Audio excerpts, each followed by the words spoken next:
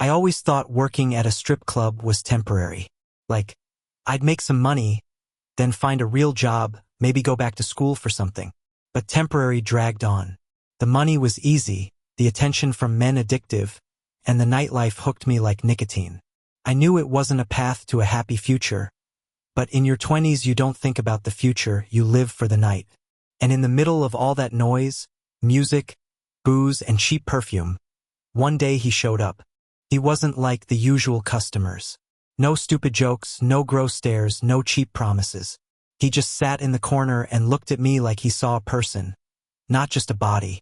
And maybe that's what pulled me in. At first it was just a few words after my sets, then coffee after work, and before I knew it, it felt like something out of a movie. I felt alive, wanted. I thought maybe this was my chance to escape the suffocating world of neon and smoke.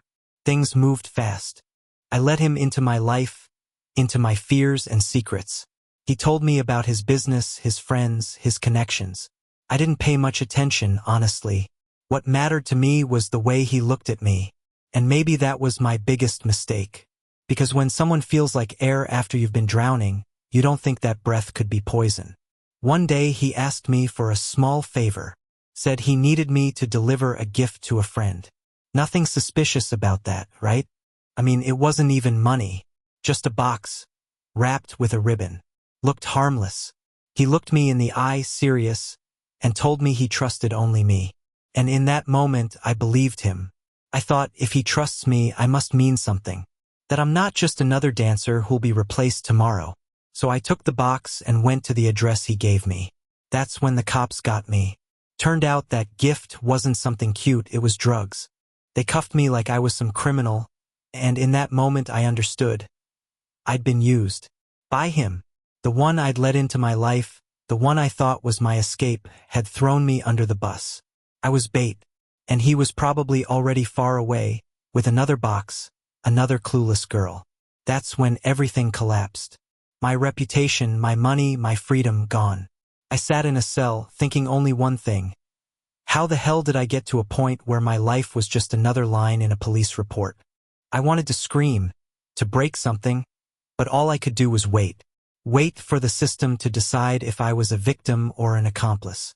And that waiting was worse than the arrest itself. Jail isn't like in the movies.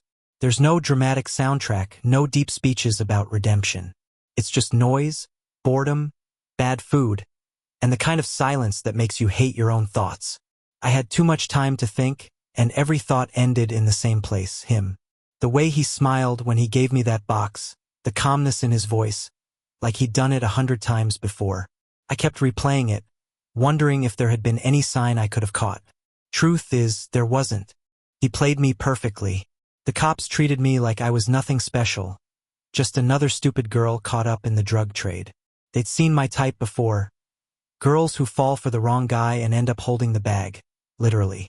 They didn't care that I danced for a living, or that I thought I was delivering a gift. All they saw was drugs in my hands. Evidence. Case closed. They put me through hours of questioning. Same questions over and over, like if they asked enough times, my story would change. Who gave you the package? Did you know what was inside? Where's your boyfriend now? Every answer made me sound weaker. I could feel their disbelief hanging in the room. To them, I was either lying to cover for him or I was too dumb to know better. Neither version made me look innocent. Nights were the worst. Couldn't sleep. The cell was cold, the mattress thin, and the smell of bleach mixed with sweat clung to everything. I lay there staring at the ceiling, thinking about how quickly my life had flipped. A week ago, I was dancing under neon lights, thinking I had found some kind of twisted love story. Now I was wearing an orange jumpsuit, waiting to find out if I'd be spending years behind bars. And the betrayal, that was the hardest part. It wasn't just that he'd set me up. It was how easy it seemed for him to do it. Like I wasn't even a person to him, just a disposable pawn in whatever game he was playing. That cut deeper than the cuffs, deeper than the cell door slamming shut. I trusted him. Hell, I'd convinced myself he was my escape, and he'd sold me out without hesitation. Then came the court dates. The prosecutors painted me as part of his crew, like I knew everything and played my role willingly. My lawyer, some overworked public defender, tried to argue that I was just a victim, but even I didn't fully believe it. I had carried the drugs, I had shown up with the package, I had done exactly what he asked. It didn't matter that I hadn't known. Ignorance isn't a defense when the law wants blood. Every time I was led into that courtroom, I felt smaller. The eyes on me weren't kind, weren't forgiving. They saw a stripper who got greedy and careless. Nobody believed in my story of love and betrayal. And maybe that's when I started realizing the truth myself. I hadn't been in love, I'd been in denial. And now I was paying the price. Still, there was a tiny spark inside me that refused to die. Call it survival instinct, call it anger, call it the simple refusal to let him win. I didn't know how yet, but I promised myself I wouldn't rot in a cell for something I hadn't chosen. He might have thrown me into the fire, but I wasn't going to burn quietly. The thing about the system is, it doesn't care about your feelings. It cares about evidence. And the evidence against me was solid. Drugs in my hands, my fingerprints on the box, surveillance of me showing up at the drop-off point. On paper, I was guilty as hell. But cracks started to show when the investigators dug deeper. They wanted me to give them names. They wanted me to flip on him. The problem was, I didn't even know who he really was. The guy I thought I loved wasn't real. The name he gave me? Fake. The business he bragged about? Fabricated. His friends? Ghosts. It was like falling in love with smoke. When I reached out to grab it, it disappeared. And now I looked like I was protecting him, when in reality, I had nothing to give. At first, I thought maybe he'd show up, maybe he'd feel guilty and try to clear my name. But weeks went by and nothing. No visits, no word, no trace. He'd vanished. And I realized that was his plan all along. I was the decoy, the distraction, the one meant to take the fall while he kept running his game somewhere else. That realization hardened me. If the system saw me as a criminal, I had to fight back like someone who wanted to survive. My lawyer, to his credit, started pushing. He argued that the setup was too clean, too perfect, that I was a patsy. He subpoenaed phone records, dug into security footage, tried to prove I wasn't working alone because I wasn't working at all, I was being used. Slowly, details started to surface. There were glimpses of him on nearby cameras, small inconsistencies in the timeline. Enough to raise doubt. Still, the prosecution wasn't letting go. To them, I was a symbol. Another young woman who let herself get pulled into crime. They wanted a conviction. They wanted to prove a point. And sitting there, listening to them talk about me like I was some kind of cliché, I felt something crack inside. I wasn't going to let them reduce me to a cautionary tale. In jail, I started talking less, watching more. I kept to myself, avoided drama, and focused on keeping my head clear. Anger simmered under the surface, but I turned it into fuel. Every time I thought about him, his voice, his lies, I reminded myself that survival was the only revenge. If I could get out, if I could walk free, I'd carry that scar like a warning tattooed on my soul. Then, a break. One of the detectives found a lead. A car registered under a fake company linked to him, caught near the club where we met. It wasn't much, but it was proof I hadn't invented him. Proof that I wasn't crazy. That thread pulled at the seams of the whole case, showing how carefully I'd been set up. The first time I saw that evidence in court, I felt my chest loosen for the first time in months. It wasn't over, not even close, but it was the first moment I believed I might actually have a shot. That maybe justice wasn't just a word they threw around. But even hope came with fear, because if they could prove he existed, then the next step would be finding him. And I knew deep down, the kind of man who could betray me like that wouldn't go down without a fight. Which meant, whether I liked it or not, I was still in his game. Courtrooms are strange places. They look calm from the outside. Wooden benches, flags, people in suits. But underneath it's a battlefield. Every word is a weapon, every silence a strategy. And in that battlefield, I was both the accused and the victim, depending on who was speaking. The prosecution doubled down. They painted me as manipulative, claiming I used my job at the strip club as cover, that I lured men and ran errands for drug dealers. They twisted my life into a story that fit their narrative. A reckless dancer who got greedy. Every time they said my name, I could feel the weight of judgment from the jury. They didn't see me as a woman tricked. They saw me as someone who made bad choices and was now crying victim. But my lawyer had finally found cracks big enough to show daylight. He presented evidence of the car tied to him, financial records that didn't add up, and witnesses from the club who confirmed he was real, that I hadn't imagined him out of desperation.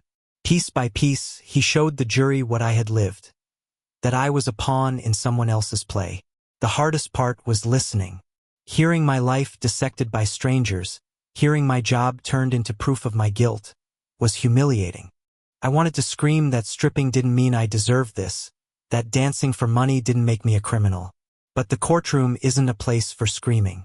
It's a place for patience, for trust in a system I didn't believe in. And then came the turning point. A video surfaced, grainy security footage, but clear enough. It showed him near the drop-off, talking to someone before I even arrived. It proved he'd been there, that he'd orchestrated the setup. Watching that clip in court was like ripping open a wound and finding a piece of the knife still inside. I felt sick, but I also felt vindicated. Finally, the truth was visible. The prosecution fought back hard, arguing the video didn't prove what was inside the package or that I didn't know. But doubt had entered the room, and once it's there, it grows. My lawyer hammered at that doubt. He reminded the jury that evidence wasn't about what could be imagined, but what could be proved. And what could be proved was that I wasn't alone in this, that I wasn't the mastermind they wanted me to be. Days turned into weeks, and every time I walked into that courtroom, I felt a war being fought over my life. Some days I believed I might walk free. Other days I felt the walls closing in. I clung to that footage, that fragile thread of hope, but fear never left me. Because I knew how the world worked. Poor girls, dancers, women like me, we didn't usually win against the system. Still, when the trial reached its peak, something shifted. Jurors stopped looking at me like I was just another case. They looked at me like someone who'd been betrayed, who had been used. Maybe they saw their daughter, their sister, their friend. Maybe for once, they saw the human being behind the accusations. And as the closing arguments began, I realized the outcome wasn't fully in my hands anymore. My story was out there, twisted and torn apart, but finally stitched back together with pieces of truth. Now all I could do was wait. Waiting again. The one thing I thought I couldn't endure anymore. But this time it wasn't the same. Because now waiting meant I had a chance. The day of the verdict felt like standing at the edge of a cliff, waiting to see if the ground would crumble beneath me. The courtroom was packed, the air heavy with whispers and the shuffle of papers. I sat there in my ill-fitting suit, hands clenched so tight I thought my knuckles would break. My whole life had boiled down to this moment, years of freedom or years of bars. When the jury filed back in, I couldn't read their faces. Blank, serious, almost cold. My heart pounded so loud I swore everyone could hear it. The judge asked if they'd reached a decision. A woman in the front row, the foreperson, stood with the slip of paper in her hands. I wanted to look away, but I couldn't. Not guilty. The words didn't sink in at first. They hung in the air, unreal, like they'd been spoken in another language. I stared straight ahead, my brain refusing to process what my ears had just heard. Then it hit me, like a rush of air into lungs that had been drowning. Not guilty. I was free. I didn't cry, not right away. I just sat there frozen while my lawyer gave me a small nod, the kind that said, "You made it." The prosecution looked pissed, papers shuffled aggressively, but I didn't care. For the first time in months, the weight of the cell, the shackles, the humiliation, they lifted. I walked out of that courtroom not as a criminal, but as a survivor. But freedom doesn't mean peace. When I stepped outside, the world felt different. Bigger, louder, almost hostile. People stared at me. Some with pity, some with suspicion. The trial had left scars that weren't visible, but they burned all the same. My name had been dragged through the mud. My past laid bare for strangers. I was free, but I wasn't the same. Back at the strip club, there was no going back. The neon lights, the music, the drunk men waving cash. It all felt cheap, poisonous. I couldn't unsee the way my trust had been weaponized. Every smile from a stranger looked like a trap. Every kind word sounded like a setup. I had walls around me now, thick ones, and nobody was getting in easily again. Yet part of me burned with anger. He was still out there. The man who had destroyed my life, who had turned me into bait, hadn't been caught. Justice had saved me, but it hadn't touched him. I thought about him constantly.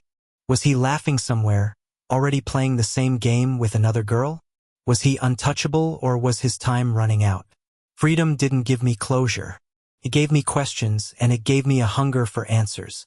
I wasn't sure if I wanted revenge or just peace, but I knew one thing. I couldn't keep living like a ghost in my own skin. That night, lying in a bed that wasn't a prison cot, staring at a ceiling that didn't smell like bleach, I made myself a promise. I wouldn't waste the second chance I'd been given. He had taken enough from me. He wouldn't take the rest. I was free, but freedom was just the beginning. Freedom wasn't the happy ending I thought it would be. It was messy, raw, and full of questions I didn't want to answer. People think walking out of court after being declared not guilty feels like the credits rolling in a movie. Like everything suddenly becomes brighter. It doesn't. You walk out with invisible chains still clinging to you. The judgment, the whispers, the way people look at you like they're not sure if you were guilty after all. Those things don't disappear with a verdict. I tried to rebuild. I stayed away from the club, tried to pick up odd jobs here and there. But everywhere I went, my name carried a shadow. Employers Googled me, neighbors whispered, even old friends avoided me. To them, I'd always be that girl. The stripper who got caught with drugs, the one who claimed she didn't know. People love scandal more than they love truth. But inside me, something had changed. I wasn't the same naive girl who believed in a stranger's promises. I wasn't the girl who thought love was the answer to all her problems. I had been burned, betrayed, broken down, and I was still standing. That realization was both terrifying and liberating. Sometimes I wondered what would have happened if I hadn't been caught. If I delivered that box and walked away, would I still be blind to who he really was? Maybe I would have stayed in his orbit longer, fallen deeper, until there was no escape. Maybe, in some twisted way, getting caught saved me. Jail had been hell, but at least it opened my eyes. As for him, he was gone. The cops never caught him, and part of me doubts they ever will. Men like him know how to disappear, but I stopped waiting for justice to find him. I stopped fantasizing about revenge, because holding on to that would have meant he still owned me, still had control over my life. And I refused to give him that satisfaction. So I learned to live with the scars. I carried them into every decision, every relationship, every risk. They reminded me to stay sharp, to listen to my gut, to never let someone else define my worth again. People called me cold, distant, hard to trust. Maybe they were right, but I'd rather be hard than broken again. When I look back now, I don't see a love story. I see a warning. About desperation, about trust, about the way a single bad decision can flip your world upside down. It's not the kind of story that makes you smile. It's the kind that makes you think twice. And maybe that's why I'm telling it now. Not for pity, not for attention, but because if even one person hears this and avoids falling into the same trap, then maybe all that pain meant something. So yeah, I worked in a strip club. I fell for a man who wasn't real. I carried a box that almost ruined my life. And I survived. Barely, but I did. And survival, in the end, is its own kind of victory. If you've made it this far into my story, do me a favor, hit that like button and subscribe. Because stories like mine aren't pretty, but they're real. And sometimes, real is the only thing worth hearing.